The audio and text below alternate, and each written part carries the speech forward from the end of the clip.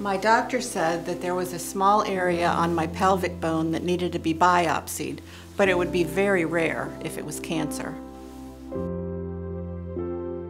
I'd already had breast cancer. Then one day I called my doctor about a pain in my leg. My son was in high school when I was diagnosed. He wrote his college essay about it. Did you know that in developed countries, at least 30% of women with early-stage breast cancer will eventually develop metastatic breast cancer, as I did. At 59, in quite good general health, I went into the hospital for surgery to correct what we thought was a bladder problem. He immediately scheduled a bone scan. A few days later, he called back with the results.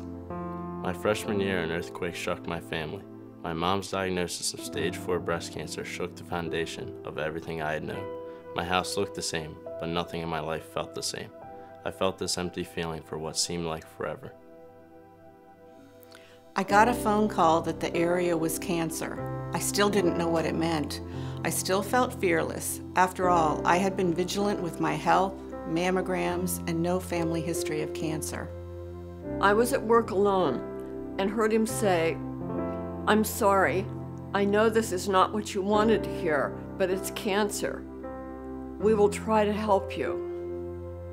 If you know someone who has died from breast cancer, they died from stage 4 metastatic breast cancer, or MBC, which is the only stage that is fatal. There has been no reduction in the number of annual deaths from breast cancer in over 2 decades. I realized through this situation that when you're going through a difficult time, not to turn your back, that it is important to look beyond your own fears. I have come to understand the importance of friendship and the power of community. I picked up a book about advanced breast cancer. I read that there was no cure for metastatic breast cancer. It was then that I realized I was not going to get better, and my world fell apart.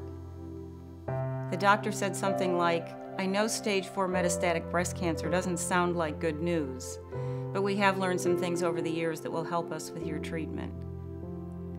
They explained that in spite of 20 years of negative mammograms and diligent self-examination, I had malignant breast cancer cells that had already metastasized to my stomach, my colon, and my bladder. When the physicians left, my husband put his arms around me and said, "Well, this is what it feels like to be standing in your worst fear." Metastasis occurs despite vigilance and precautions and state-of-the-art medical care.